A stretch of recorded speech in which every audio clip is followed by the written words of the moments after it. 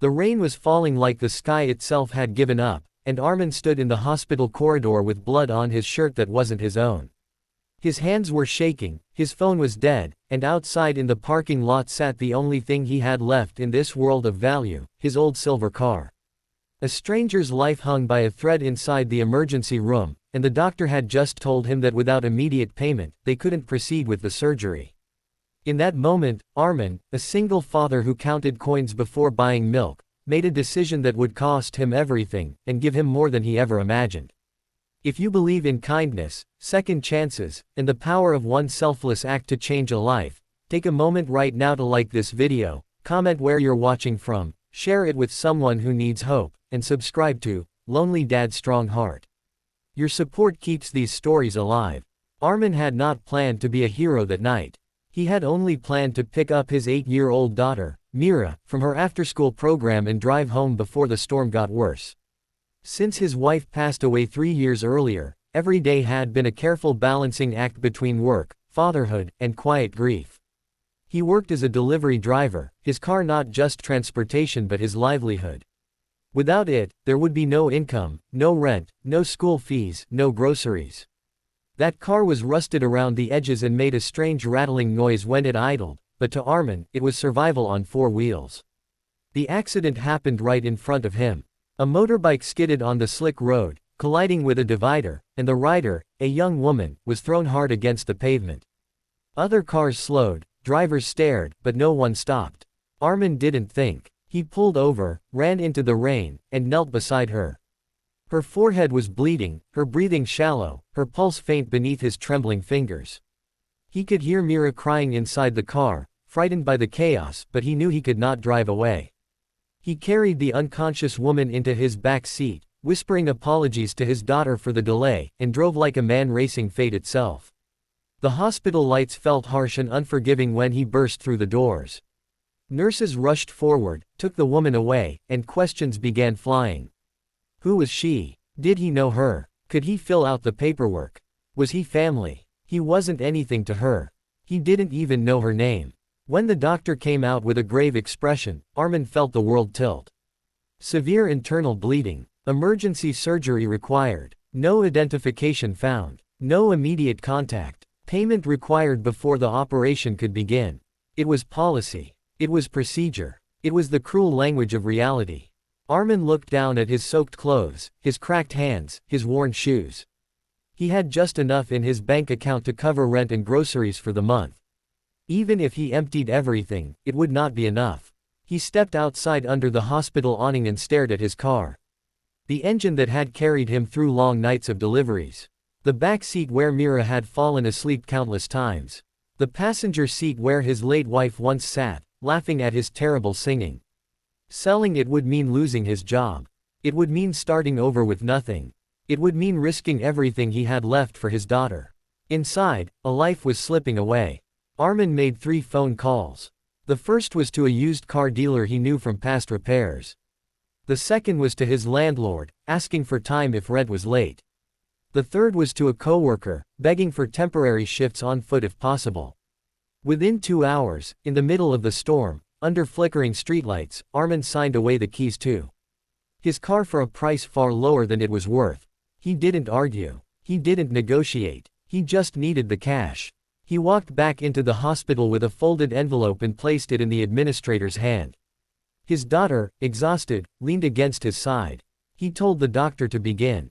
The surgery lasted through the night. Armin and Mira slept on metal chairs in the waiting room.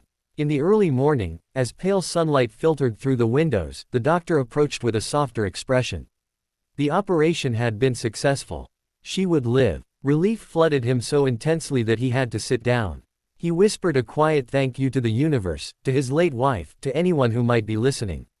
He left his contact information at the front desk and quietly slipped away before the woman regained consciousness. He did not wait for gratitude. He did not leave his name for recognition. He simply went home on a borrowed bus ride, holding Mira's small hand tightly, wondering how he would explain the missing car. The next morning, reality hit harder than the storm. Armin walked Mira to school and then began the long journey on foot to the delivery company's warehouse. By the time he arrived, sweat-soaked and breathless, his manager looked at him with confusion. No car meant no deliveries. No deliveries meant no job. There were no positions available that didn't require a vehicle. Armin nodded silently, accepting the inevitable.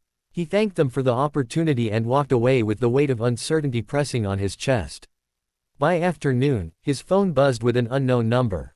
He almost ignored it, assuming it was a bill collector or a telemarketer.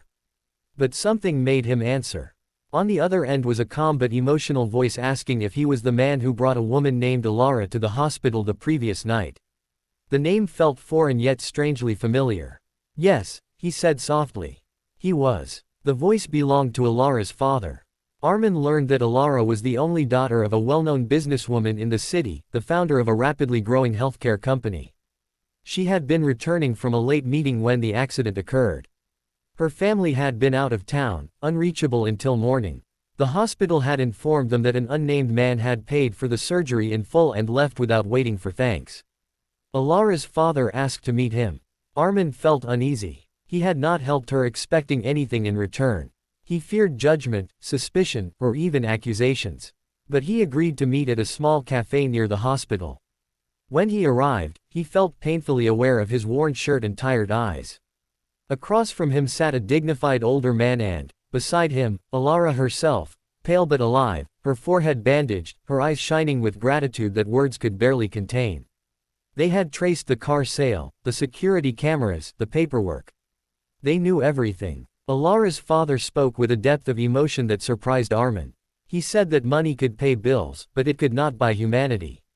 He said that while their family had built hospitals and clinics, it was a struggling single father who had demonstrated what true compassion looked like. Armin tried to explain that anyone would have done the same, but even as he said it, he knew it wasn't true. Many had driven past. Alara leaned forward, her voice trembling, and told him that she remembered flashes, rain, headlights, the feeling of being carried. She said that when she woke up and heard what he had done, she cried not because of pain, but because a stranger valued her life more than his own comfort. Then Alara's father made an offer that left Armin speechless. He wanted to invest not in charity, but in Armin. He had reviewed his background and learned that, before his wife's illness, Armin had studied automotive engineering but had dropped out to support his family. The older man said that people who make sacrifices like that are rare, and rare people deserve opportunity.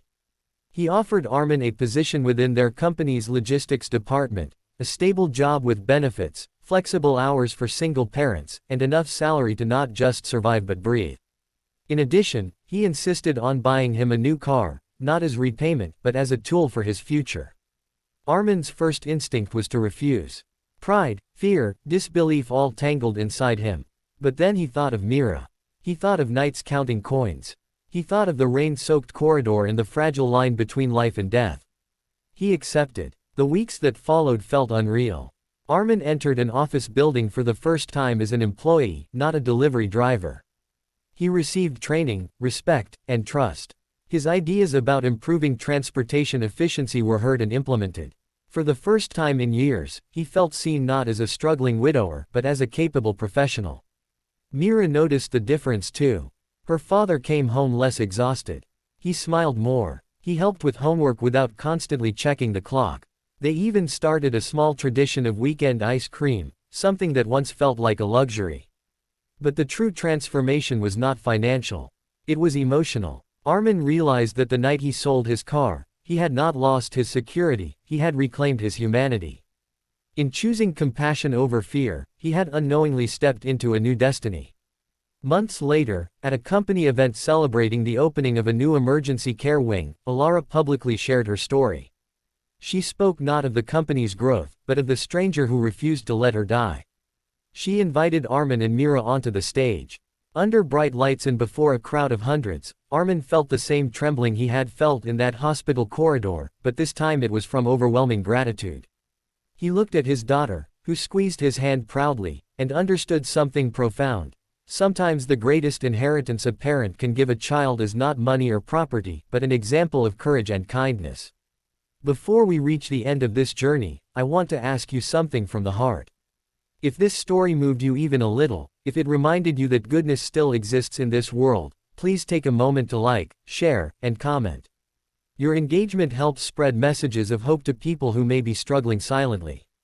And before the final words, here is a special request: comment the word kindness below if you believe one selfless act can change a life forever.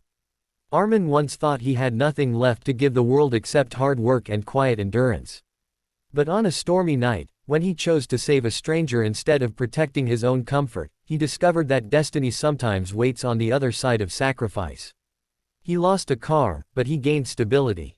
He risked his security, but he secured his daughter's future. He gave money, but he received purpose. And somewhere in the city, under clear skies that followed the storm, a single dad with a strong heart finally understood that even in the darkest moments, kindness is never a loss, it is an investment in miracles.